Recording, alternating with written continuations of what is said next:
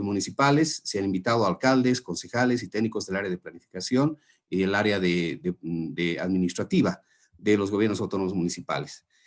Bien, con esto quisiera brevemente ceder la palabra directamente al licenciado Jaime Durán, sin antes hacer una breve introducción acerca de su persona. Él es licenciado en Economía, título otorgado por la Universidad Mayor de San Andrés, cuenta con diplomados en Educación Superior, Derecho Administrativo, Planificación, Desarrollo y Administración Municipal y Gobernabilidad y Gerencia Política. En su experiencia profesional, cabe destacar su trayectoria laboral, que se habría desempeñado en el cargo de asesor de la Federación, que se desempeña actualmente en el cargo de asesor de la Federación de Naciones Municipales de Bolivia. Él fue viceministro de Presupuesto y Contabilidad Fiscal y director general de Planificación del Ministerio de Economía y Finanzas Públicas. También ha ejercido docencia en las carreras de Economía, Administración de Empresas y Auditoría de la Universidad de Aquino de Bolivia, de la Universidad Mayor de San Andrés, de la Escuela Militar de Ingeniería y de la Universidad Andina Simón Bolívar. Entonces, sin más preámbulo, quisiera ceder la palabra al licenciado Jaime Durán para que pase a exponer el tema de formulación del POA. Licenciado, muy buenas tardes. Adelante, por favor.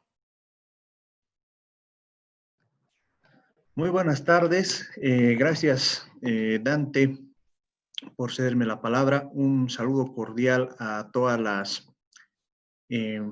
autoridades, a todo el personal técnico que se ha dado cita hoy para que podamos compartir algunos elementos centrales en relación a la formulación del programa operativo anual correspondiente a la gestión 2021 y también indicarles que la metodología que vamos a utilizar, inicialmente voy a empezar con una exposición que vamos a procurar que no sea muy larga, porque, bueno, varios de ustedes ya conocen cómo se formula el presupuesto de la gestión 2021. En todo caso, iríamos para que podamos aclarar algunos elementos que tal vez no están claros y podamos contribuir en su análisis, ¿no?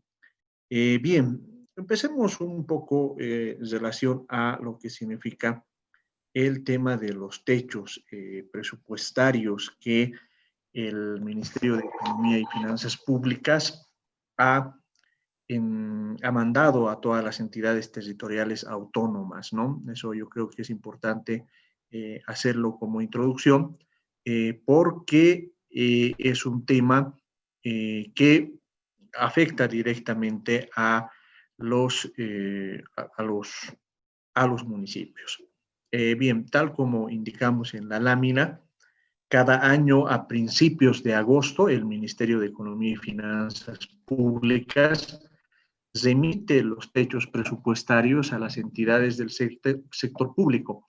Estas son estimaciones de los ingresos que se recibirán en la siguiente gestión, el 2021. Se basan en la proyección de la tasa de crecimiento de la economía que se pretende lograr, ¿no? Y básicamente ese es el origen de los techos presupuestarios. Se llaman techos porque es el límite de gasto para inversión y gasto corriente. Si se reducen, quiere decir que habrán menos recursos para salud, educación, pago de bonos, desayuno escolar, servicios de atención a la niñez y mujer y para las obras demandadas por la ciudadanía. Con los techos se arma el anteproyecto de presupuesto que debe presentarse al Ministerio de Economía y Finanzas Públicas hasta mediados de septiembre. Concretamente, la fecha que ha establecido el MEF es que deben presentarse estos techos hasta el 18 de septiembre, ¿no? Un aspecto que es importante indicarlo es que comparando los techos presupuestarios de la gestión 2020, que alcanzaban a 8.223 millones de bolivianos, estos han sufrido una reducción del 28% y los techos presupuestarios para la gestión 2021 de coparticipación tributaria alcanzan a 5.956 millones de bolivianos, estableciéndose una diferencia de 2.267 millones de bolivianos. Es decir, con estos techos reducidos, es con los que hay que formular el presupuesto, el anteproyecto de presupuesto para la gestión 2021, ¿no? En el caso del IDH, tenemos un pequeño ascenso, concretamente de 10 millones de bolivianos, de 2.495 millones de bolivianos, pasamos a 2.505 millones de bolivianos, ¿no? Entonces, eso, si bien es un pequeño ajuste, en la práctica los techos son muy parecidos, ¿no? Cuando combinamos ambos techos, es decir, los correspondientes a la coparticipación tributaria y el impuesto a los hidrocarburos, que son las dos transferencias que nos realiza el Tesoro General de la Nación, vamos a encontrar que los techos 2020 eran 10.718 millones de bolivianos y para el 2021 los techos con los cuales estamos trabajando son de 8.461 millones de bolivianos. Eso quiere decir que tenemos un descenso del 21%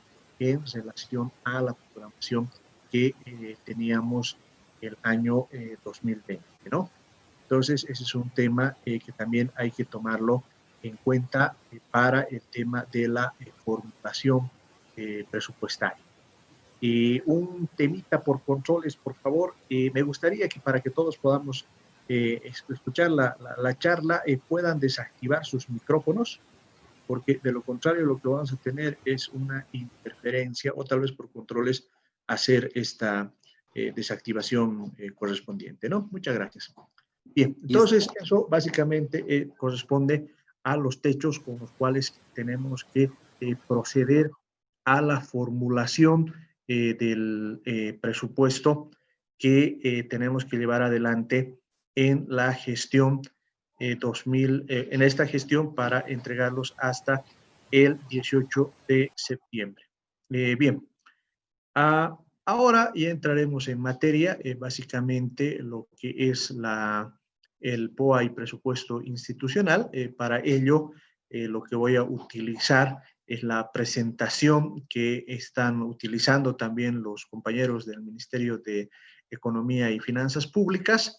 Esto dado que en realidad es un documento oficial y por lo tanto contiene los lineamientos y la guía establecida por el Viceministerio de Presupuesto y Contabilidad Fiscal, ¿no es cierto? Esto para no entrar en contradicciones respecto a los lineamientos que establece el Viceministerio y el Ministerio, los cuales están claramente definidos sobre la norma que nosotros debemos utilizar para la formulación del programa operativo anual y del presupuesto. Bien, como ustedes bien conocen, todo lo que se hace en la administración pública se realiza sobre la base de un marco normativo. Este marco normativo lo que nos permite es establecer cuáles son las reglas de juego en las cuales nos vamos a mover. Esto es muy importante, especialmente en el ejercicio de las competencias. Yo en ese sentido soy un crítico cuando, por ejemplo, se pide al nivel central que se norme absolutamente todo, ¿no? En realidad, lo que tiene que existir es un marco normativo y sobre esa base es que los gobiernos autónomos municipales es que tienen que establecer ya los elementos específicos que hacen al funcionamiento del gobierno autónomo municipal. En ese sentido, uno de los elementos centrales que tenemos que tomar en cuenta es todo lo relacionado al manejo de lo que significa la constitución política del Estado, por ejemplo, que es un elemento importante que tenemos que tomar en cuenta en relación al funcionamiento de las autonomías, ¿no? Ese es un tema central. Por otro lado, está también el tema de lo que significa la ley marco de autonomías y descentralización, que es otro elemento central en relación al manejo y a todo lo que significa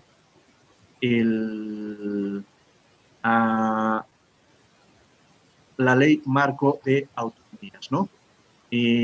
Recomiendo para que podamos escuchar todos, tal vez por controles hasta que entremos en la fase de preguntas, ¿por qué no desactivamos todo el audio de toda la sala y únicamente me dejen el audio a mí, mi estimado Rodrigo? O si no, dame el control del hosting para que yo pueda proceder de esa manera. Bueno, sigamos. Están desactivados, Jaime. Están silenciados todos. Silenciados todos, ¿no es cierto? O sea, incluso los que van a entrar, y cuando estemos en la etapa de preguntas, ahí es donde abrimos la sala. Así vamos a poder todos comprender los mensajes. Ok, bien. Entonces, lo que vamos a utilizar también es las directrices y clasificadores presupuestarios, que es otro elemento central que tiene que haber en la formulación del plan operativo anual y el presupuesto, y la ley del sistema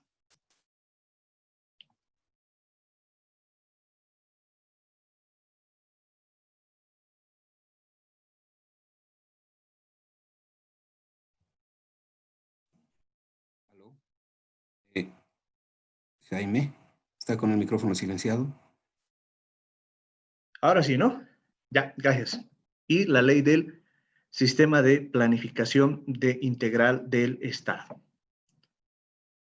Bien, no debemos olvidar también que el presupuesto general del Estado incluye a todas las entidades públicas y debe ser presentado a la Asamblea Legislativa Plurinacional por el órgano ejecutivo en el plazo de 60 días antes de la finalización de cada año fiscal. Esto conforme al artículo 321 de la Constitución Política del Estado, ¿no? Eso quiere decir que hasta fines de octubre el Ministerio de Economía y Finanzas Públicas tiene que proceder a enviar el documento que consolida el proyecto de presupuesto general del Estado.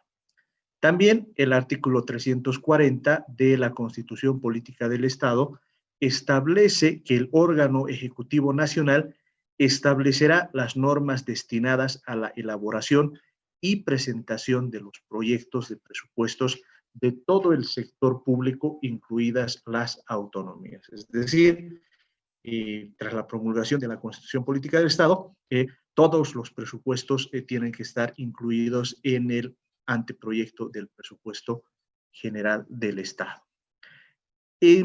Ya en lo específico del presupuesto municipal, no debemos olvidar que la ley que rige el funcionamiento de los gobiernos autónomos municipales es la ley número 482, que actúa como norma supletoria en aquellos casos en que no se haya aprobado por diversas circunstancias la Carta Orgánica Municipal. En ese sentido, lo que establece la ley es que el presupuesto municipal debe ser elaborado bajo los principios de coordinación y sostenibilidad. ¿Eso qué quiere decir? Que todas las unidades, todos los componentes del gobierno municipal deben coordinar y se debe garantizar la sostenibilidad. Esto es, que no se deben comprometer recursos más allá de los que va a disponer el gobierno municipal. Entonces, en ese sentido, el presupuesto está conformado por el presupuesto del órgano ejecutivo, que incluye el presupuesto de las empresas y entidades de carácter desconcentrado y descentralizado, y el presupuesto del Consejo Municipal. Es importante indicar que el órgano ejecutivo es el encargado de consolidar el presupuesto institucional y debe presentar el plan operativo anual y presupuesto consolidado. ¿Qué atribuciones tiene el Consejo Municipal en el marco de la formulación presupuestaria? Tiene que elaborar su presupuesto bajo los principios de coordinación y sostenibilidad, aprobarlo y remitirlo al órgano ejecutivo para su consolidación. También debe aprobar dentro de los 15 días hábiles de su presentación el POA y presupuesto municipal presentados por el alcalde, pero además también tiene la atribución de autorizar la creación de empresas públicas y entidades descentralizadas municipales en el marco de su jurisdicción. Ya, entonces eso en términos de lo que significa el marco normativo fundamental. Ahí es importante también considerar que es necesario considerar el marco competencial en el cual se mueven la formulación presupuestaria de cada uno de los municipios y también todo el bagaje que tenemos de decretos supremos que orientan el uso, por ejemplo, del impuesto directo a los hidrocarburos o las competencias relacionadas a salud. En el presupuesto de recursos, tal como habíamos indicado, el presupuesto no es más que una estimación, una proyección de los ingresos y gastos que vamos a tener en la gestión 2021, ¿no? Entonces, dentro de los ingresos de los gobiernos autónomos municipales están las transferencias que habíamos indicado, la coparticipación tributaria con fuente 41.113 y el impuesto directo a los hidrocarburos con fuente 41.119, ¿no? En las transferencias propiamente del TGN, en este caso, por ejemplo, las que estamos recibiendo por el Fondo Solidario COVID, llevan como fuente 41.111. Además de estos ingresos, los gobiernos autónomos municipales cuentan con recursos específicos, regalías mineras, patentes forestales, donaciones y créditos, transferencias, activos financieros. Estos activos financieros se refieren a los saldos de caja y bancos, las cuentas por cobrar y los anticipos financieros y otros ingresos que pueda tener el gobierno municipal. Acá es importante destacar que todos los ingresos que tenga el gobierno municipal deben estar inscritos en su presupuesto. De otra forma, no pueden ser ejecutados porque si se lo hace, si de pronto hay algún cobro que no esté registrado en el presupuesto y más si se los usa, entonces eso es una contravención normativa que puede tener una penalización, un carácter administrativo civil e incluso penal si corresponde. Por esa razón es muy importante tomar en cuenta todas las normas, ¿no? Más o menos para ponerlo en sencillo, lo que uno hace en el presupuesto es anotar todo lo que va a recibir en términos de estas fuentes. Por si acaso, no es que uno anota el número que quiere, ¿no es cierto? Tal como les he indicado, el Ministerio de Economía y Finanzas comunica a las entidades públicas cuáles van a ser los techos de coparticipación tributaria, cuáles van a ser los del IDH, qué transferencias va a hacer el Tesoro General de la Nación. Los recursos específicos también merecen una revisión por parte del Ministerio de Economía y Finanzas Públicas, de tal manera que estén sólidamente respaldados en las memorias de cálculo.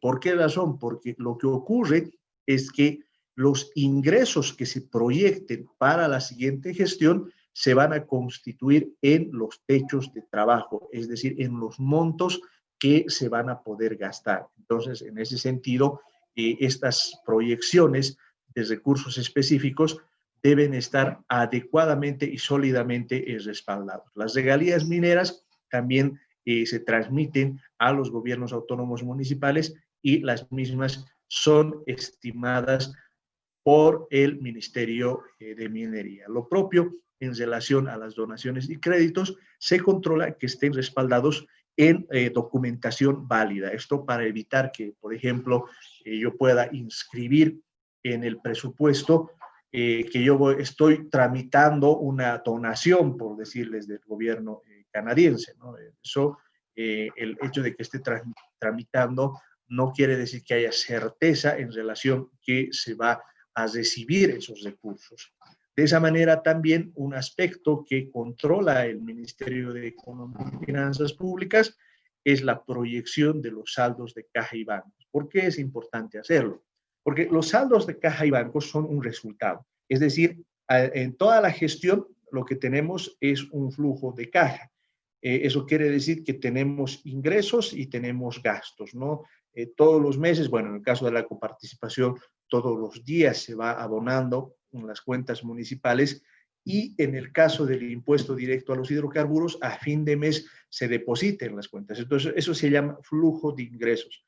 Pero todos los meses los gobiernos autónomos municipales tienen que pagar los sueldos, tienen que pagar los proyectos de inversión, tienen que hacer una serie de gastos.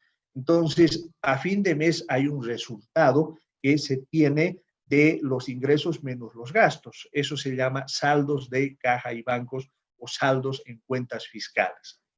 A fin de año tenemos también un saldo en las cuentas fiscales que por normativa el año fiscal concluye el 31 de diciembre de cada gestión. Entonces, esos saldos de caja y bancos tienen que pasarse a la siguiente gestión. Ahora, ¿por qué es tan importante proyectar estos saldos de caja y bancos? Porque de esa manera se evite, para utilizar el lenguaje coloquial, que se inflen los presupuestos. ¿Por qué razón? Porque si yo digo en mi presupuesto que voy a tener 50 millones de bolivianos y únicamente termino con 30, va a haber un déficit de 20 millones, es decir, los gastos no van a estar adecuadamente financiados con los saldos de caja y bancos. Para ponérselos en sencillo, quiere decir, es como si yo tuviera mi cuenta bancaria y yo proyecto que a fin de año voy a tener 20,000 bolivianos y sobre esa base hago mi presupuesto para el siguiente año.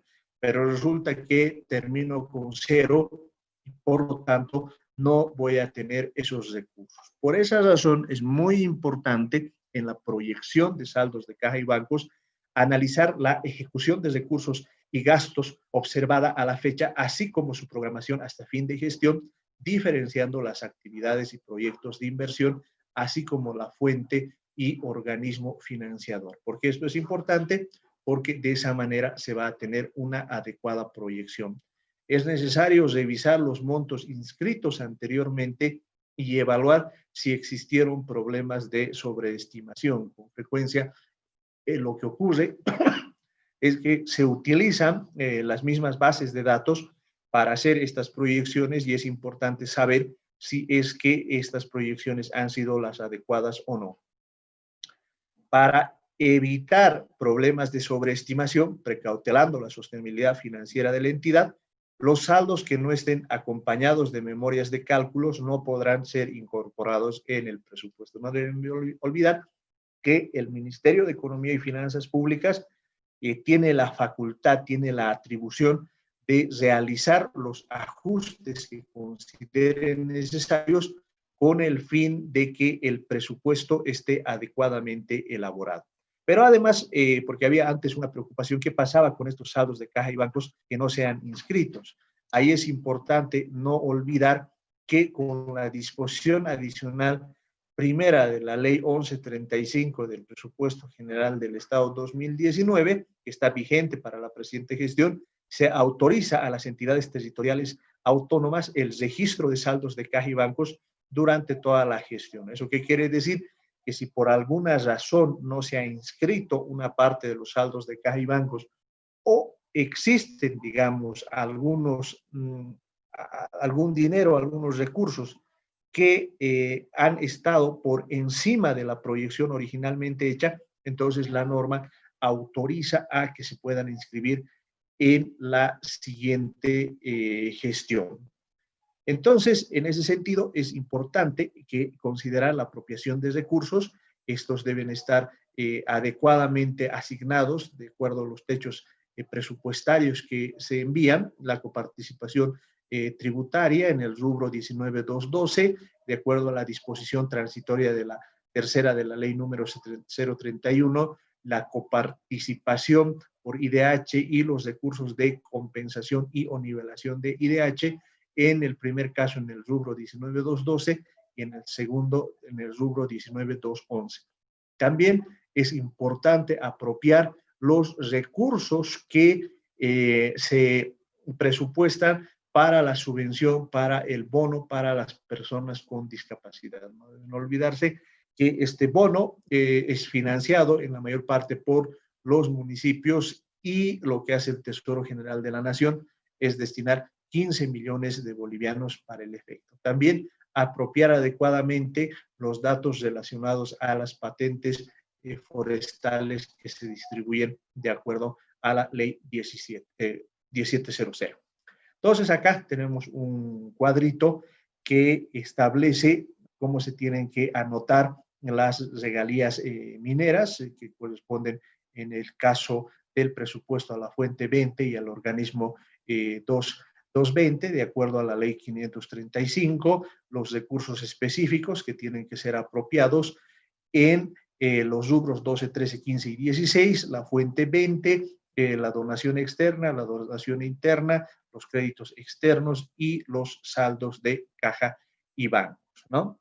Es importante establecer que si los recursos otorgados provienen del gasto empresarial por la denominada responsabilidad social empresarial, estos deben ser registrados como transferencia de privados, no como donaciones. Entonces, es un rápido resumen de lo que corresponde al presupuesto de ingresos y cómo es que se lo maneja, se lo elabora para el procedimiento de lo que significa el presupuesto de ingresos, ¿no?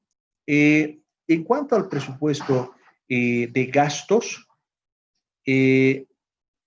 no debemos olvidar que es importante hacer un cálculo del 25% relacionado a los gastos de funcionamiento.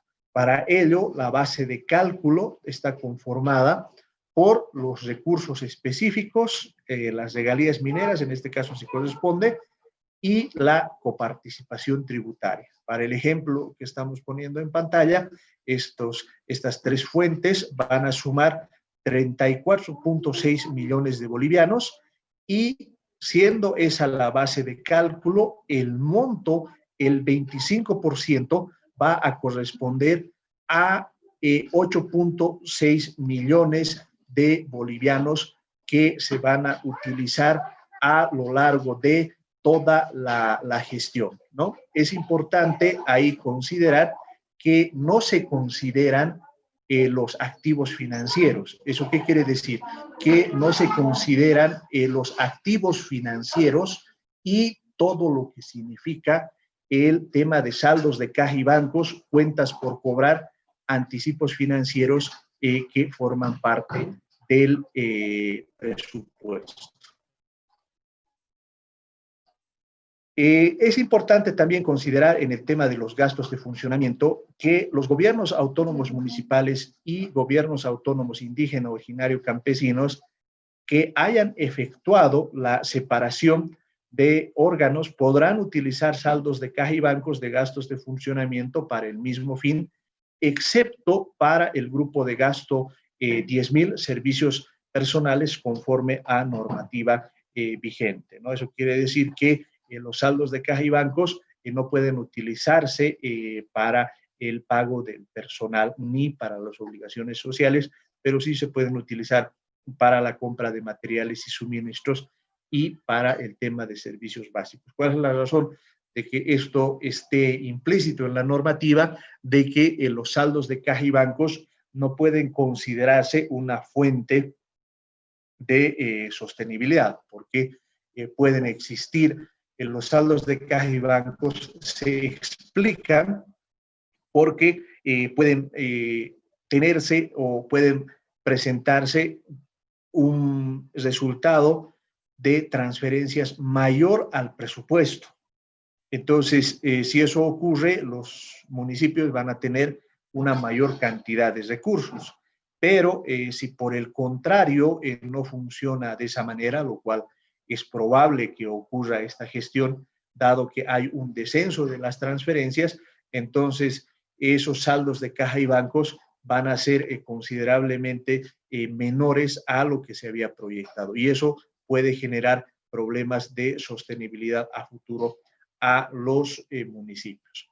También en la formulación presupuestaria es importante tomar en cuenta los gastos obligatorios que conforme a normativa se tienen que registrar.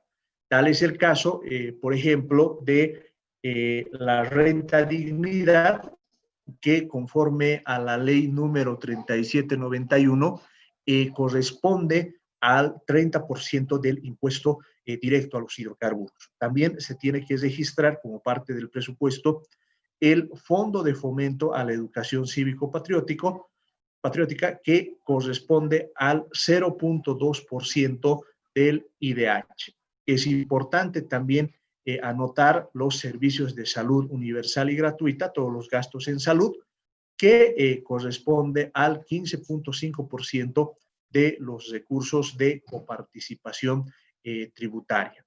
Y en el caso de seguridad ciudadana, conforme a la ley número 264, en aquellos municipios que tengan menos de 50,000 habitantes, se tiene que registrar al menos el 5%.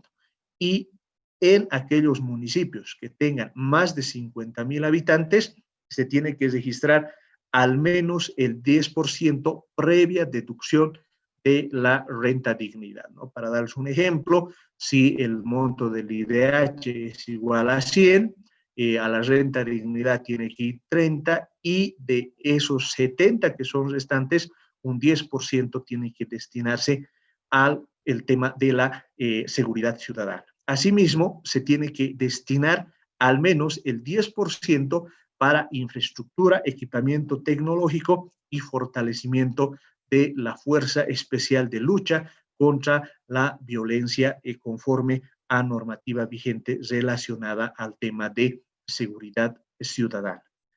También es importante tomar en cuenta que en el marco de las políticas de género para garantizar a las mujeres una vida libre de violencia, en el marco de la ley número 348 y los decretos supremos 2145 y 4012, en aquellos municipios que tengan menos de 15,000 habitantes, deben destinar el 15% del IDH de seguridad ciudadana. ¿Eso qué quiere decir? Que si hacemos una torta del 10% del IDH para seguridad ciudadana, eso se convierte en un 100% y el 15% de ese 100% de seguridad ciudadana se tiene que destinar a seguridad ciudadana. En el caso de los municipios que tengan más de 15,000 habitantes, lo que se tiene que destinar es el 20% para todo lo que significa el mantenimiento y atención de los servicios legales integrales municipales en el marco de esta política de género establecida en la ley 348. Asimismo, la norma establece en el marco de la ley número 548 de defensa y protección de la niñez y adolescencia, que los municipios deben destinar los recursos suficientes para la ejecución del programa municipal de la niña, niño y adolescente, que incluye la defensoría para este importante grupo, ¿no? Ahí es importante tomar en cuenta estos elementos, todas estas disposiciones legales que traducen la política social que se tiene para que los municipios puedan adecuadamente informar acerca de los gastos que están presupuestados. También es importante que en el marco de la Ley de Gestión de Riesgos, concretamente la Ley número 602, se coloquen los recursos necesarios para la gestión de riesgos según lo establecido en sus planes de desarrollo, planes de emergencia y planes de contingencia. También en el marco de la ley número 341 de participación y control social, la norma establece que tienen que presupuestarse los recursos necesarios y suficientes destinados a efectivizar el derecho de participación y control social. También es importante indicar que en el marco de la ley número 540, todos aquellos municipios que estén afiliados al sistema asociativo municipal tienen que destinar el 4 por mil anual de los recursos de coparticipación tributaria. También es importante indicar que en el marco de la ley número 369 se tienen que presupuestar recursos para los adultos mayores en el monto que el municipio, de acuerdo a su programación y a su planificación, tenga que colocar a favor de la población adulta mayor.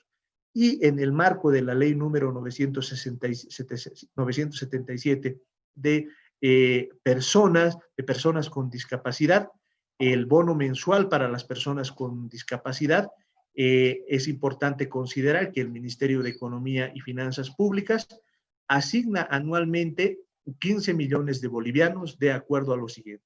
Hasta el 100%, bueno, aquí digamos es importante destacar que el Ministerio de Salud tiene un mecanismo mediante la plataforma Eustaquio Méndez de informar acerca de los casos que se tienen de personas con discapacidad. ¿Por qué ocurre esto?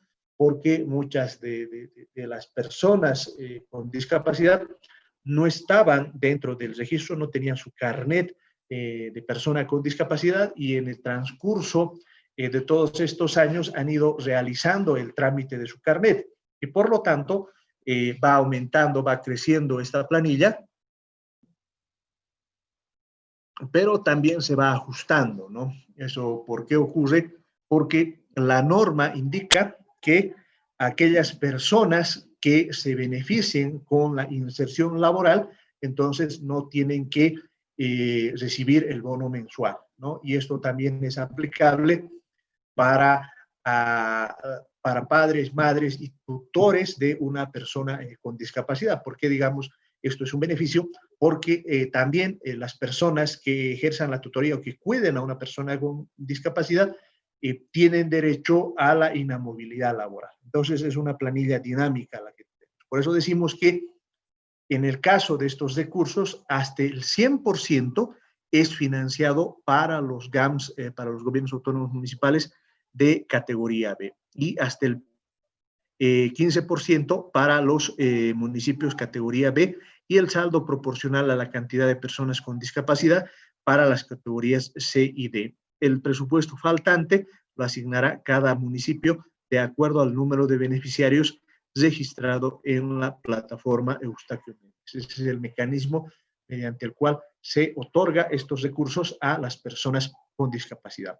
El Ministerio también ha realizado algunas recomendaciones importantes en relación a la formulación presupuestaria del año 2021. Por decirles, en el rubro cuentas por cobrar, es importante registrar en el rubro 3540-410, siempre y cuando se cuente con la documentación de respaldo, el plan de pagos, y que se reconozca la deuda en sus estados financieros. Por el lado del gasto, en relación a las partidas de 15.300, creación de ítems, 11.940, suplencias, y 11.920, vacaciones no utilizadas, en el marco del artículo 18 de la Ley del Presupuesto General del Estado 2010, no se deben asignar recursos en dichas partidas. Asimismo, no corresponde prever los gastos en suplencias ni vacaciones no utilizadas, porque no se puede predecir si es que se hará este gasto. En realidad, si es que es necesario utilizarlas, eso se tiene que manejar al interior del grupo 100, ¿no?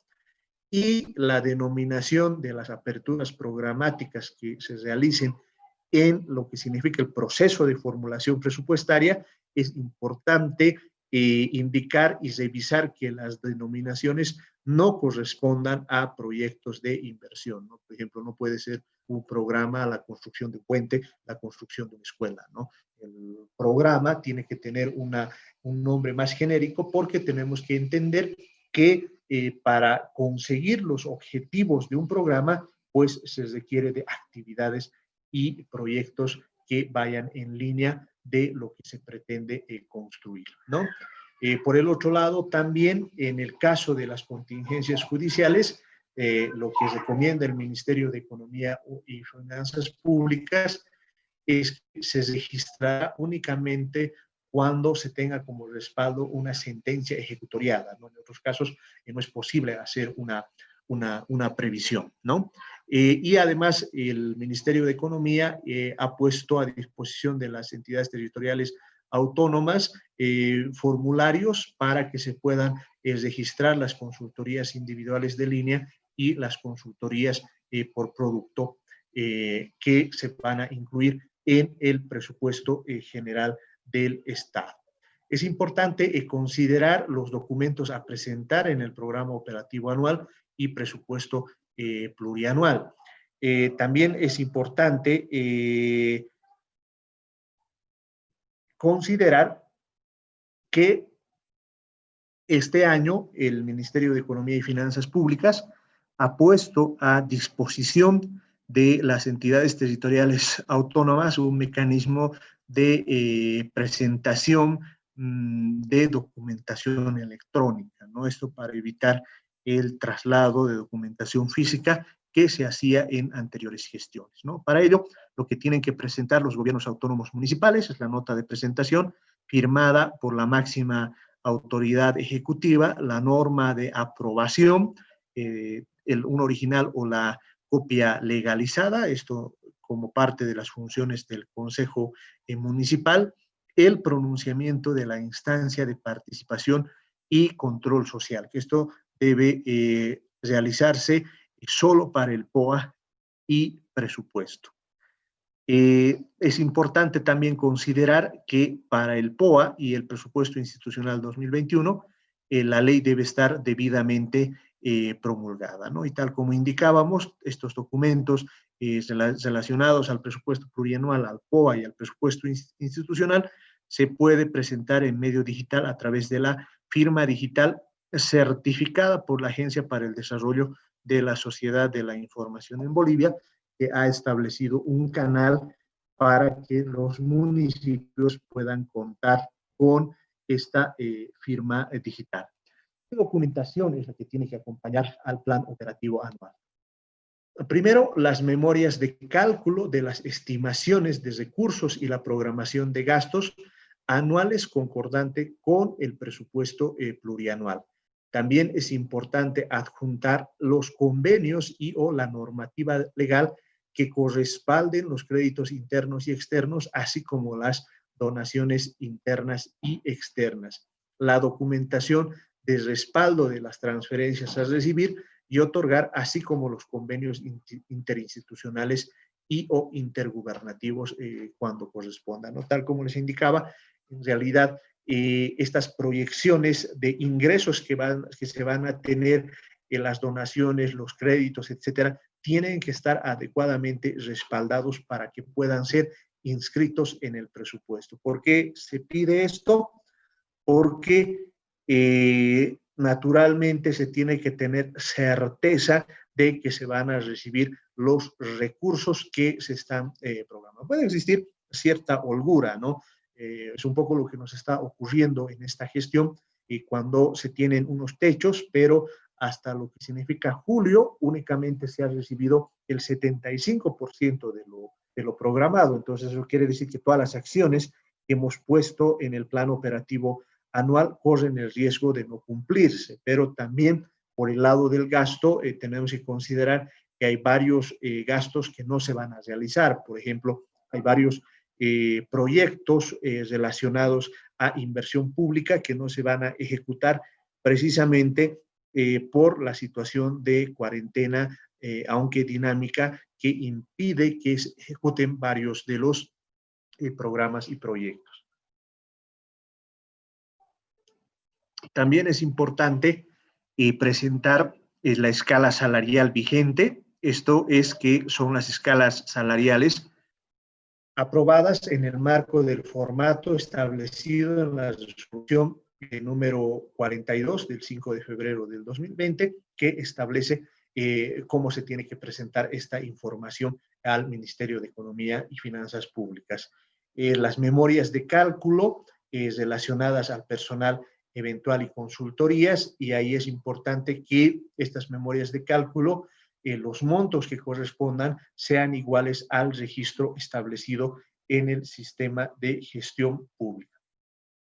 Para proyectos de inversión, los dictámenes y el reporte del registro del presupuesto debe estar inscrito en el SISIN web.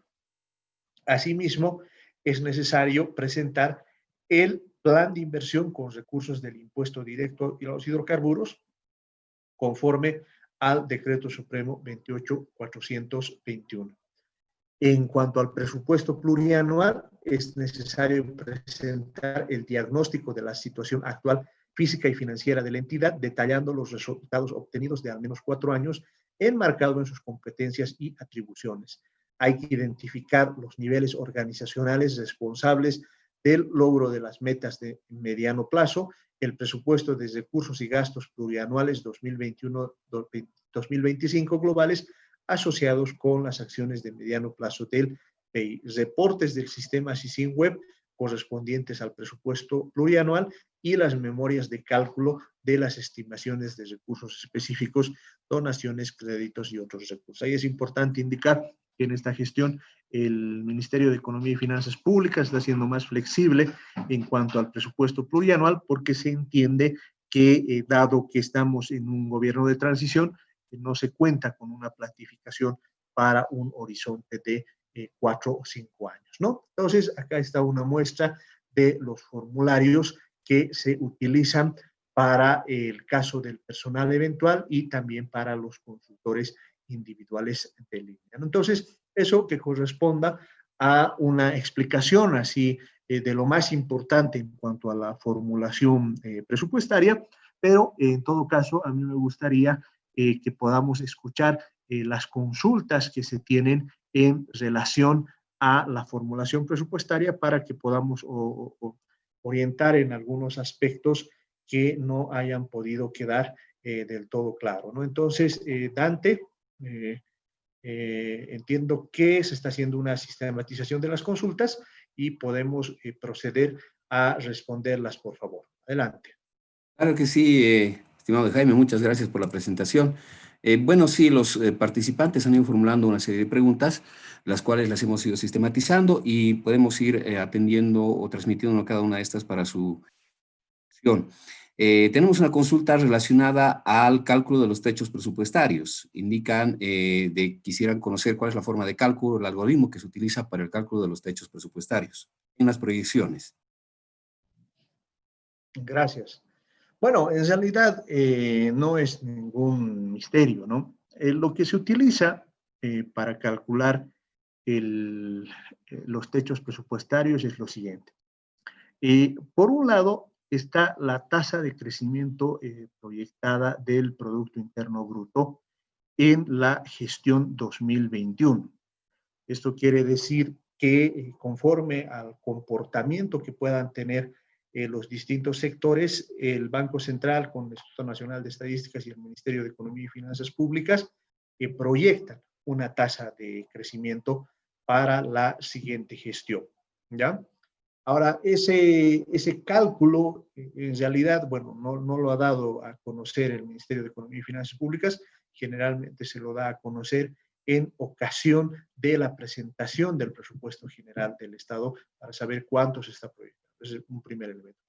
Un segundo elemento que se utiliza para la proyección de los techos es el comportamiento histórico de las recaudaciones. No debemos olvidar que la coparticipación tributaria nace de la cuota parte de la recaudación de los impuestos, como el impuesto al valor agregado, el impuesto a las transacciones y el impuesto a las utilidades de las empresas. Entonces, yo me imagino que lo que están capturando en la proyección que están realizando para la gestión 2021 es que el impuesto a las utilidades de las empresas se va a ver drásticamente reducido. ¿Esto qué quiere decir? Que el impuesto a las utilidades de las empresas se paga finalizada la gestión. Por ejemplo, tradicionalmente la mayor parte del impuesto a las utilidades se paga hasta abril de cada gestión. Este año se ha recorrido hasta julio, pero ¿de dónde nacen esas utilidades? Del ejercicio de las empresas de la anterior gestión. Entonces, la anterior gestión teníamos utilidades, no había pandemia. Este año sí hay pandemia, las empresas no están trabajando y lo más probable es que no tengan utilidades. Entonces, yo me imagino que están capturando este hecho de que el impuesto a las utilidades va a bajar en la gestión 2021 porque precisamente en 2020 no se ha podido trabajar, ¿no? Eso es uno. Dos, yo también considero que están capturando el tema del gravamen aduanero, ¿no? El gravamen aduanero también es coparticipable y lo que debe estar ocurriendo, lo que se debe estar proyectando es que el comercio no se va a poder dinamizar en la siguiente gestión porque es probable que los mecanismos de cuarentena se mantengan en la siguiente gestión. Entonces, todo eso hace que la proyección sea un poco menor, ¿no? Ahora, en mi opinión, si me preguntan a mí, varios de esos supuestos no están adecuados, ¿no? Porque lo más probable es que el siguiente año haya una reactivación económica dado el descenso que hemos tenido este año, ¿no? La curva de casos del coronavirus está comenzando ya levemente a descender. Es probable que el siguiente año no tengamos la cantidad de casos que estamos teniendo ahora y puede haber un mayor dinamismo económico, ¿no? Pero además un manejo adecuado de la inversión pública podría generar un mayor crecimiento, ¿no? Entonces, esa es la forma en la que más o menos se trabaja el tema de las proyecciones, estimado Dan.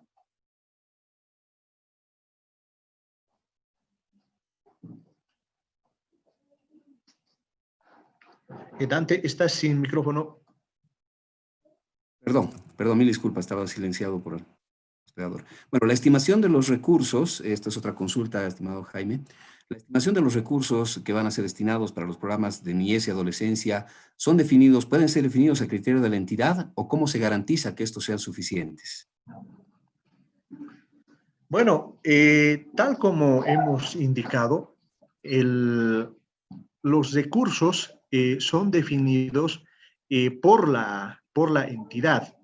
Entonces, por lo tanto, lo que ocurre es que no existe un porcentaje mínimo, no existe un monto que establezca la norma. Lo que sí es importante considerar es que se tiene que tener una planificación en relación a cómo se va a atender a la niñez y adolescencia.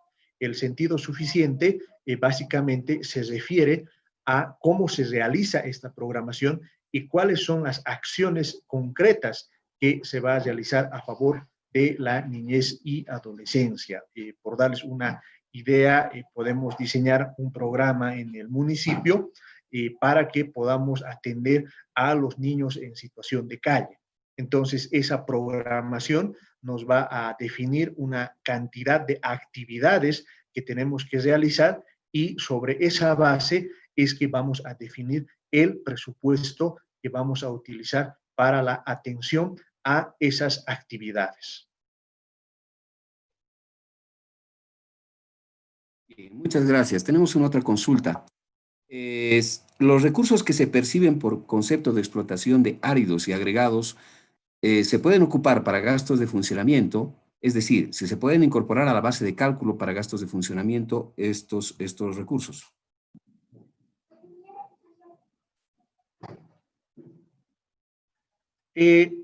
Si esos recursos están definidos como recursos específicos y el Ministerio de Minería no ha determinado, digamos, alguna norma en contra, que entiendo que no lo ha hecho, por lo tanto, los recursos de áridos sí corresponden a recursos específicos y por lo tanto sí pueden entrar a la base de cálculo para el 25%. Muchas gracias. Una otra consulta. En el caso de los proyectos de la Unidad de Proyectos Especiales, la UPRE, de continuación o de continuidad, ¿es necesario adjuntar un convenio?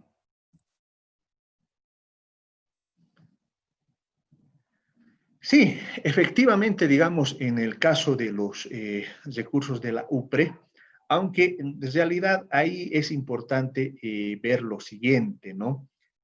A ver, la UPRE no es que esos recursos pueden formar parte de los recursos de saldos de caja y bancos.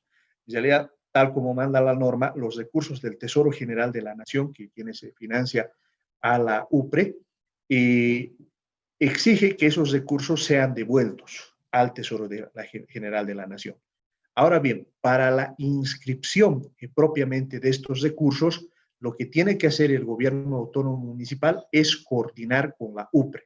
Esto es una condición necesaria, ¿no? Porque es la unidad de proyectos especiales que envía el presupuesto al Ministerio de Economía y Finanzas Públicas. Entonces, no puede ser una inscripción que se realice únicamente y por cuerda separada por parte del municipio. Bien, una última consulta. Indican o consultan sobre si los programas del COVID o aquellos programas que han sido inscritos como parte de los gastos para atender la pandemia deben ser registrados en el POA o cómo entrarán en el POA. Bueno, ahí es importante considerar lo siguiente, ¿no? Tenemos por un lado el Fondo Solidario COVID, los 279 millones de bolivianos que se ha conseguido a instancias de la FAM, ¿no? Esos 279 millones de bolivianos, por si acaso, tienen que ejecutarse en esta gestión. Es decir, no pueden formar parte de los saldos de caja y bancos y aquello que no se ha utilizado tiene que devolverse al TGN. En el caso de los recursos del IDH, tienen que registrarse conforme a la división que se ha realizado, ¿no es cierto? Eso que quiere decir que un 50% tiene que ir a acciones contra el COVID, un 25% a seguridad alimentaria y un 25% a reactivación de lo que significa el 25% para reactivación económica, ¿no? También es importante aclarar que los recursos del COVID no son parte del 15.5% del SUS, del Seguro Universal de Salud, pero pueden ser programados conforme a los recursos frescos y también los saldos con los que se cuentan. Bien, van surgiendo consultas. Vamos a dar paso, y estimo unas 3 consultas más. Estimado Jaime, si estás de acuerdo, de las cuales podemos rescatar las siguientes. En el sector salud, ¿se puede considerar los recursos del SUS para la contratación de personal para el sector salud y qué objetos de gasto se debe registrar en la categoría 2099? Perdón, ha habido un corte en la señal. ¿Me repites la pregunta, Dante? ¿Cómo no? La pregunta de Nora Ramos. En el sector salud, ¿se puede considerar que los recursos del SUS para la contratación de personal y qué objeto de gasto se debe registrar en la categoría 2099? Ya. A ver, ahí en realidad, ¿cuál es la respuesta? Es que solo en el caso de que fueran saldos se puede registrar mediante el mecanismo que indica en relación al tema de personal, ¿no? Ahora, ahí lo que hay que tomar en cuenta es que todos los gastos relacionados al tema de salud deben estar inscritos en relación al programa de salud. Y concretamente, los objetos de gasto deben estar relacionados a la compra de medicamentos y suministros. Bien, tenemos otra consulta también. Esta es una pregunta bastante interesante que tiene que ver con la coyuntura de la pandemia. En esta época de emergencia sanitaria, ¿cómo se desarrolla la elaboración participativa del POA? Bueno, ahí lo que hay que es ver algunos elementos que se podrían ir trabajando, ¿no? Por ejemplo, algunos municipios tienen acceso a los medios virtuales, al Internet, ¿no? Por darles una idea, se puede establecer una sala de este tipo con aquellas personas que puedan tener acceso al Internet. Ahora hay paquetes bastante económicos para la compra de megas, para el acceso al Internet. Entonces se puede desarrollar algún tipo de mecanismo de usos virtuales, ¿no? También lo que hay que tomar en cuenta que el Ministerio de Justicia ha emitido una norma para el uso de medios electrónicos en rendición de cuentas. Entonces, paralelamente se puede realizar. Ahora, en caso de que, digamos, no sea posible hacer esto y si es necesario hacer una reunión, porque así lo demandan las organizaciones sociales, lo importante es que esas reuniones se hagan respetando las medidas de bioseguridad. Estas medidas de bioseguridad indican que se tiene que establecer la distancia de al menos 1,5 metros, el uso de barbijos durante toda la reunión y de tal manera que podamos garantizar la salud de la población. En ese sentido, lo que hay que tratar de hacer es minimizar las posibilidades de contagio del coronavirus, pero sin restringir la posible participación que pueda haber. Ahí, no quiero mentirles, es probable que la participación no se dé como en otros años, ¿no? Pero esto se explica por la situación de pandemia que tenemos, en la cual tenemos que priorizar a, el, a la salud. También es posible que el equipo técnico se desplace de tal manera que este equipo pueda realizar las consultas respectivas para la formulación del plan operativo anual.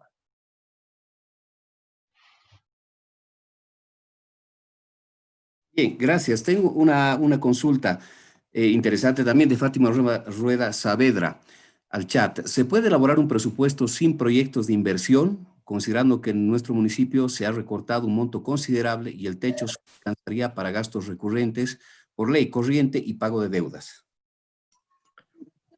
Bueno, en realidad sería bastante raro, ¿no es cierto? Sin embargo, si el presupuesto o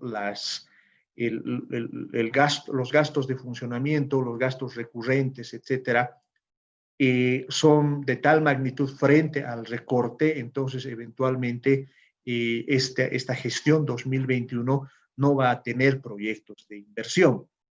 Sin embargo, no es recomendable hacerlo, ¿no? En mi opinión, lo que se tiene que hacer es priorizar. Por ejemplo, es altamente probable que haya proyectos de continuidad, ¿no? Y por el otro lado, lamentablemente nos vamos a ver obligados a realizar algún tipo de ajuste en nuestros gastos de funcionamiento, ¿no es cierto?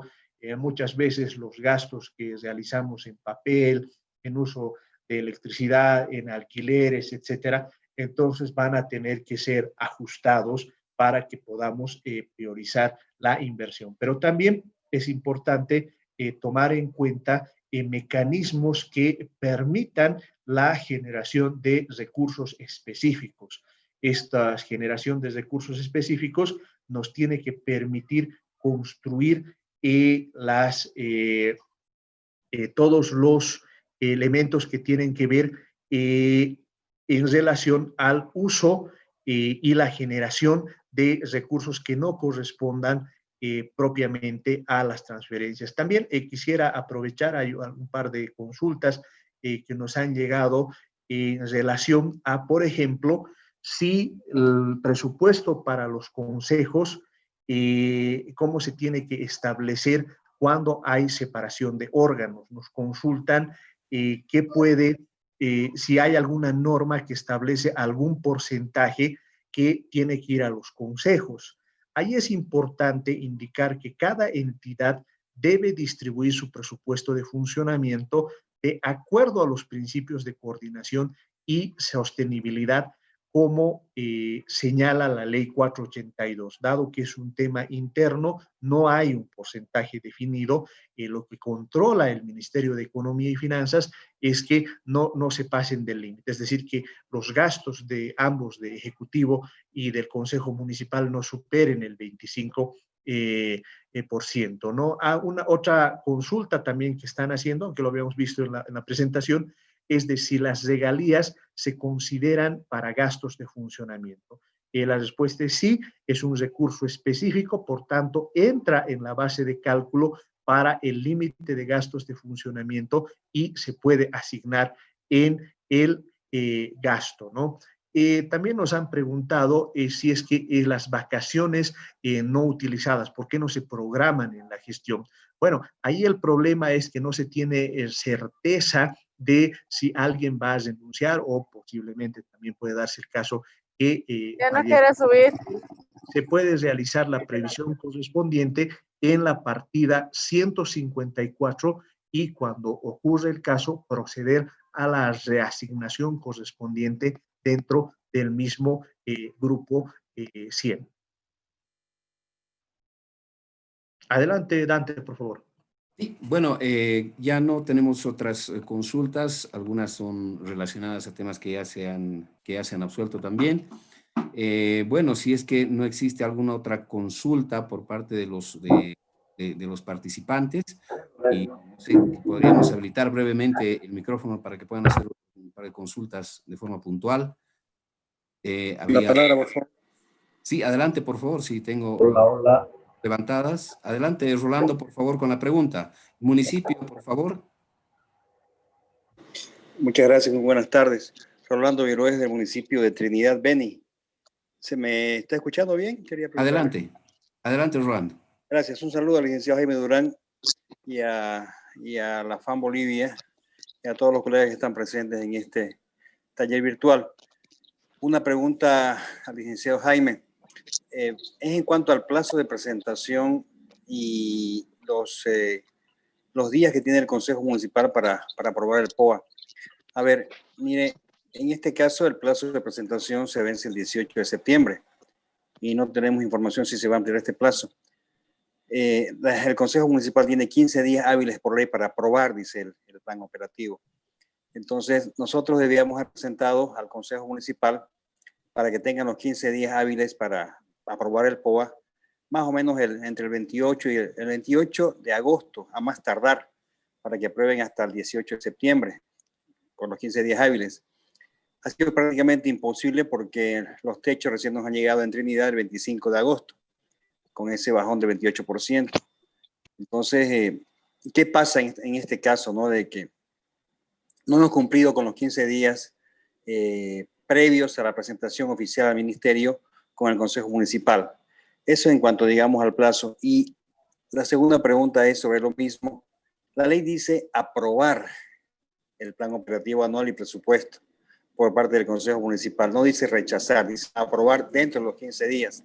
Y esa es una pelea eterna con el Consejo en el sentido de que le presentamos nosotros a los 15 días hábiles, nos rechazan el POA y tenemos otros 15 días o es dentro de los 15 días que tiene el Consejo Municipal que tenemos que resolver observaciones, que tenemos que presentar una complementación al POA y dentro de los 15 días tienen que aprobar porque la ley no dice nada de rechazar, observar o devolver el POA al Ejecutivo Municipal.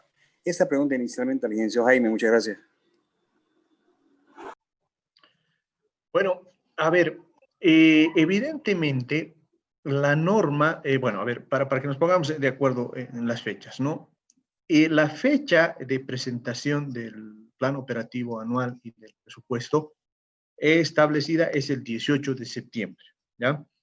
Evidentemente, como FAM Bolivia hemos hecho la representación para que se pueda ampliar el plazo.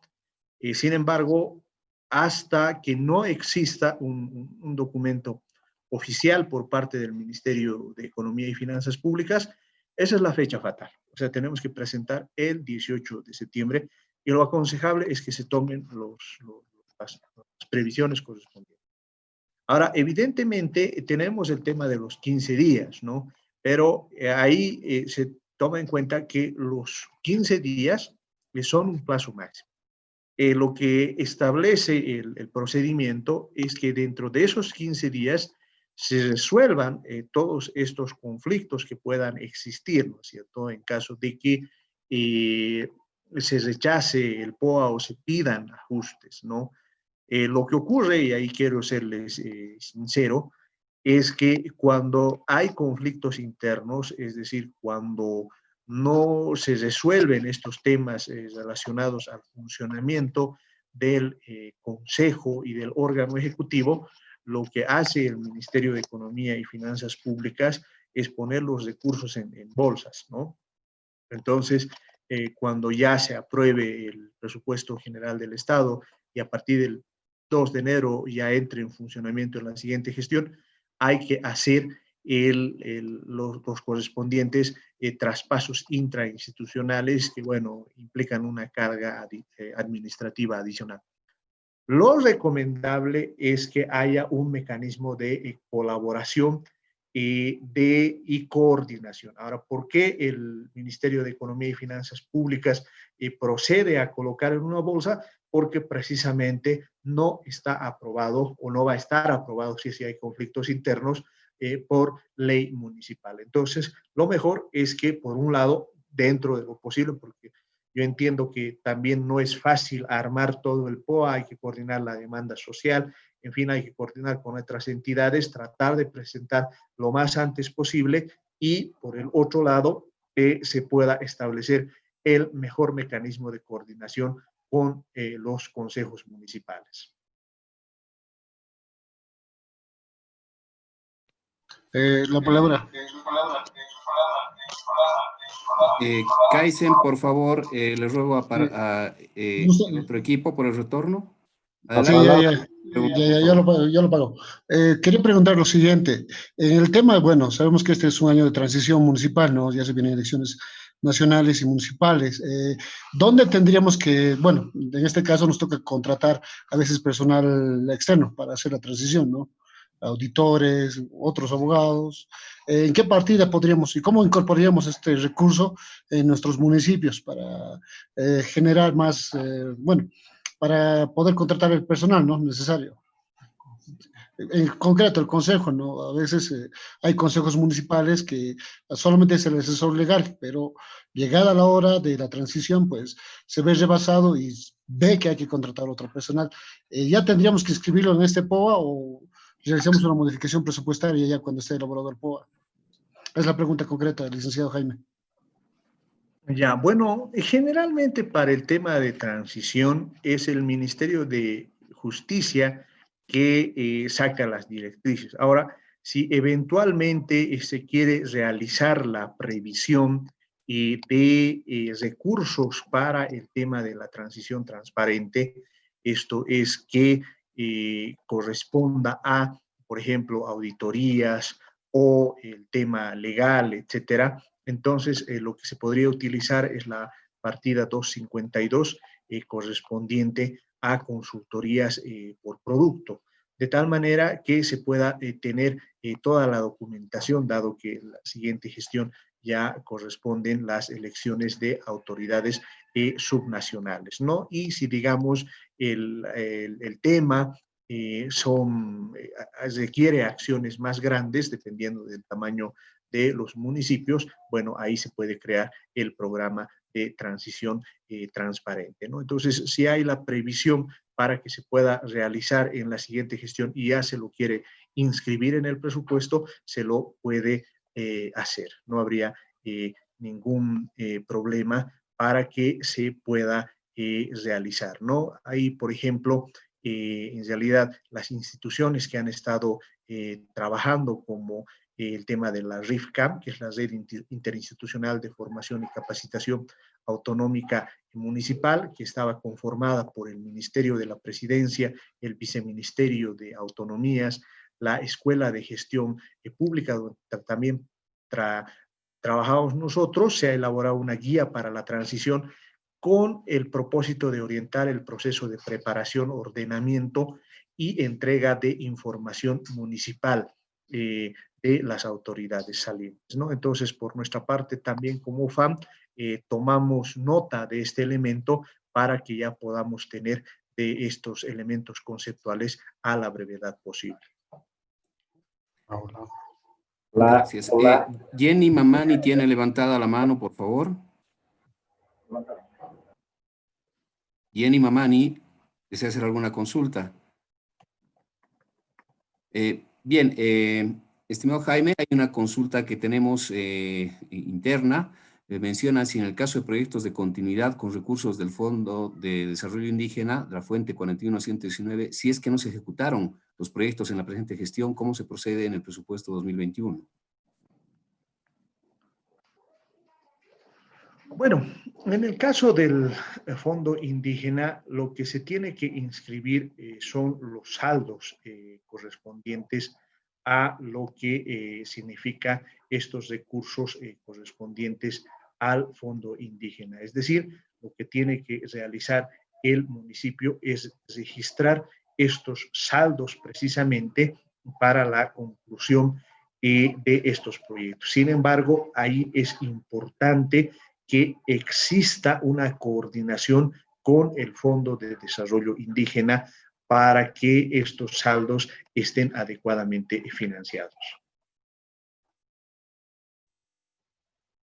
Bien, tenemos una pregunta más que está relacionada, es si en la gestión, a ver, en esta gestión con municipio se ha entrado a una iliquidez debido a la disminución de las transferencias con la fuente 41113.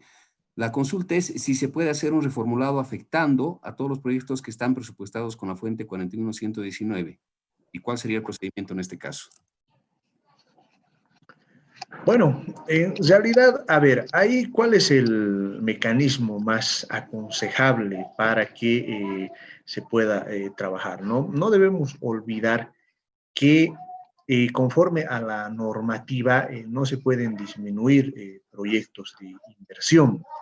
Entonces, esos proyectos de inversión, lo que va a ocurrir es que se van a quedar sin ejecución. Esa es la limitante que se tiene en la normativa actual, ¿no? No es que, digamos, podamos recortar los presupuestos y, por darles una idea, ¿no? Si un proyecto de inversión tenía 100 y no vamos a tener los recursos, no podemos recortarlo a 70. Eso no está previsto en la norma. Sí se pueden realizar por ejemplo, traspasos intrainstitucionales de proyecto a proyecto, pero eso no significa el recorte de presupuestos. Ahora, en la práctica, ¿qué es lo que va a ocurrir? Lo que va a ocurrir en la práctica es que dentro del flujo de caja, porque no debemos olvidar, una cosa es tener el presupuesto y otra ya son los recursos efectivamente con los que vamos a contar. Entonces, ahí lo importante es que prioricemos aquello que tenemos que ejecutar. Por darles una idea, este año vamos a ejecutar todo lo relacionado a salud y por lo tanto esos proyectos de inversión no se van a hacer. En realidad, para ponerlo en lenguaje técnico jurídico, para disminuir proyectos de inversión se requiere ley de la Asamblea Legislativa Plurinacional, pero como también la Asamblea Legislativa Plurinacional se encuentra en un proceso de transición, es muy difícil que en estos momentos se haga un proyecto de reformulación de presupuesto. Concretamente, en realidad no se puede disminuir el presupuesto de inversión, se puede hacer un cambio de fuente, en otras palabras, si no vamos a tener financiamiento con los recursos de coparticipación tributaria, pero tenemos algunos saldos de recursos específicos, entonces se puede realizar el cambio correspondiente para el financiamiento de estos proyectos. Bien, gracias. Tenemos un par de preguntas más, con lo cual cerraríamos la ronda de preguntas. Hola. Adelante, Gobierno Autónomo Municipal Sopachuy. Buenas tardes, disculpe, quisiera preguntar al licenciado Jaime. Su nombre, por favor. Eustaquio Díaz Paredes, del municipio de Sopachuy y Chuquisaca. Gracias, adelante. Quería preguntar, con estas reducciones que ha habido, lo que es en coparticipación tributaria, entonces nos afecta a varios municipios, seguramente a varios municipios o a todos los municipios. Al municipio de Sopachuy, más de 1,5 millones nos ha afectado con la reducción de lo que es en coparticipación tributaria. Entonces, haciendo un cálculo, el 25% ni siquiera para planillas alcanza tanto para el Consejo Municipal y para el Ejecutivo Municipal. Entonces, lo que quiero es, ¿qué nos sugiere el licenciado Jaime? Bueno, muchas gracias, ¿no? Ahí, por si acaso, como FAN Bolivia, estamos haciendo la representación en relación a estos recursos. De hecho, se ha presentado un proyecto de ley para que se pueda atender el déficit que hemos tenido, especialmente en lo que se... Sin embargo, ahí, así como, y hay que ser honestos, ¿no? Puede resultar este proyecto de ley, se pueda conseguir recursos, también hay que tomar en cuenta la situación en la que se encuentra el mundo y el país, ¿no? Entonces, puede ser que no contemos con esos recursos. En ese sentido, lo más aconsejable es que el municipio elabore un plan de austeridad. ¿En qué consiste en este plan de austeridad? Que se pueda aumentar la eficiencia del presupuesto, es decir, que, por darles una idea, puede existir contratación de personal eventual cuyas tareas pueden ser en algunos casos repetitivas en relación al personal de planta, algunas consultorías que tal vez no se tengan que realizar, algunos gastos que no necesariamente se tengan que llevar adelante. Entonces, eso va a permitir aumentar la eficiencia de lo que tengamos. No quiero mentirles, en realidad ahí se trata nomás de un ajuste de cinturones que tenemos que realizar frente a la realidad económica que estamos viviendo. Pero también yo les recomiendo que exploren las posibilidades de generación de recursos específicos. Si bien los recursos específicos tienen que ver con los impuestos de dominio municipal, concretamente a la transferencia de inmuebles y vehículos, y también todo lo que significa el cobro por algunos servicios que realiza el gobierno autónomo municipal. En general, yo recomiendo que para las siguientes gestiones, porque es probable que esta situación se mantenga durante algún tiempo, entonces hay que tomar las previsiones para que seamos más austeros, que optimicemos el uso de los recursos, que estos tengan una alta rentabilidad, ¿no? Es la verdad lo que vamos a tener que hacer los próximos años. Ya, gracias, muchas gracias. Hay un par de consultas más y con eso concluiríamos la ronda. Por favor, a todos aquellos participantes que tengan otras consultas, las mismas van a ser tomadas en cuenta y las vamos a procesar internamente el equipo técnico de la FAN y para contactarnos con ustedes y absolverlas. Esta consulta, Jaime, está relacionada al tema de la escala salarial, ¿no? Si la escala salarial debe ser aprobada para cada gestión, o se puede utilizar la escala salarial aprobada de la gestión 2020 para la gestión 2021, considerando además de que existen recortes en el personal y ello implica una modificación de la escala salarial con disminución hasta de un 20% en algunos casos. Bueno, en realidad no es que, digamos, para cada formulación presupuestaria se tiene que utilizar una escala salarial diferente, ¿no? O sea, la misma escala salarial puede funcionar para varios años, ¿no? Por darles una idea, en la gestión 2020, en esa gestión no ha habido incremento salarial, ¿no? Entonces, como no ha habido incremento salarial, por lo tanto, no necesitamos modificar la escala salarial. Entonces, la escala salarial que se ha aprobado, por darles una idea, en la gestión 2019, se puede presentar en la formulación presupuestaria de este año, ¿no? Ahora, si eventualmente, por los cálculos que se hacen en función al 25%, no alcanza para cubrir la escala salarial, posiblemente tengan que ajustarla, ¿no? No es el camino más recomendable, les diré, porque eso genera desempleo, ¿no? Pero en caso de que dentro del plan de austeridad, de la propuesta de ajuste que se tenga que realizar, entonces, si no queda otra, se va a tener que ajustar la escala salarial a las disponibilidades financieras que puedan existir. Entonces, en ese caso, se aprueba una nueva escala salarial y se la pone en vigencia, ¿no? Lo importante está para poder utilizar este mecanismo de no tener que aprobar una escala salarial cada gestión, es que en el marco normativo que respalda la aprobación de la escala salarial no se coloque la vigencia de una sola gestión, sino que esa escala salarial pueda estar vigente durante varias gestiones. Jaime.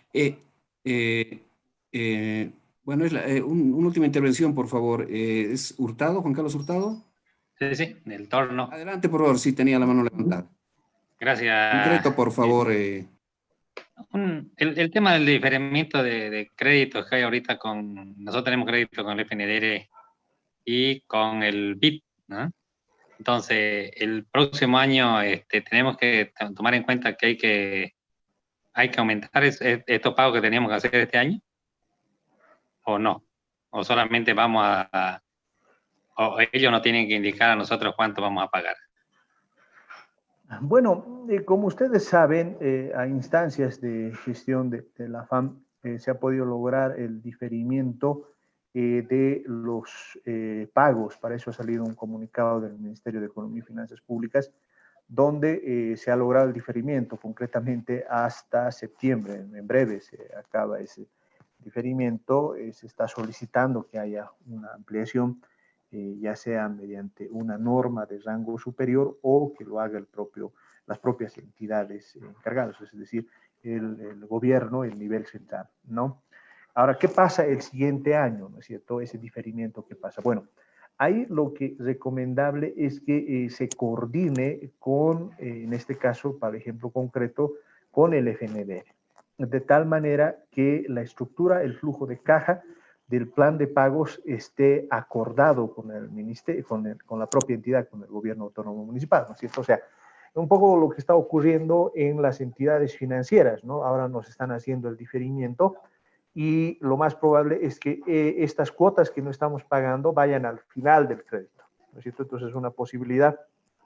Y la otra posibilidad es que si se hace el cálculo correspondiente para que se pueda pagar el siguiente año, entonces se lo coloca, no hay ningún problema, pero ahí se debe coordinar con el FNDR. No hay una norma general que indique qué se tiene que hacer con este tipo de diferimientos.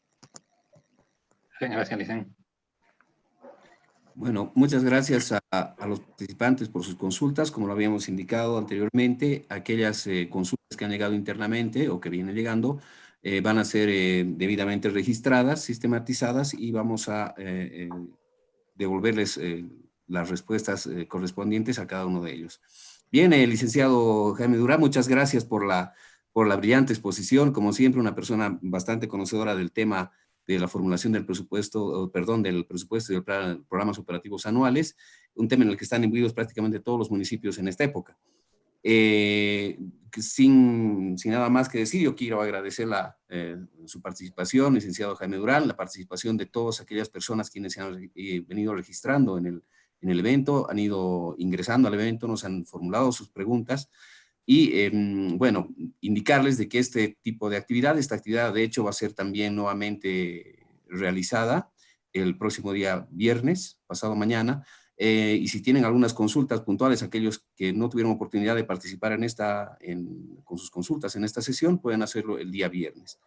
En tanto, nuevamente agradecer a todos ustedes, agradecer al equipo de la FAM, al equipo técnico quien ha estado apoyando justamente la transmisión y todo el evento, y nuevamente las gracias al licenciado Jaime Durán y a todos ustedes por su participación. Esperamos haber satisfecho justamente las expectativas de todos ustedes. Muy agradecido por todo, Jaime, muy gentil. Muchas gracias a todos y hasta el viernes entonces con una nueva sesión referida al tema de formulación del POA. Muchas gracias, Dante. Simplemente indicarles dos cositas. El material que hoy día hemos mostrado las vamos a hacer llegar. Yo voy a pasar a Dante para que lo podamos distribuir entre todos. Y también indicarles que para cualquier consulta, mi número de celular me pueden escribir por WhatsApp, es el 775-40-711 y estamos pues para colaborarles, ¿no? Y este es el inicio de una serie de eventos que vamos a hacer, no solo relacionados al tema de presupuestos, sino también contrataciones públicas. En puerta tenemos un curso más largo que vamos a hacer con ejemplos prácticos relacionados al uso de los recursos del IDH, de la Ley 1307 y el Fondo Solidario COVID, ¿no? Muchas gracias, Dante, por tu moderación y saludos pues a todos los participantes hasta una próxima oportunidad. Muchas gracias a todos. Muy buenas noches. Permiso, hasta el día viernes.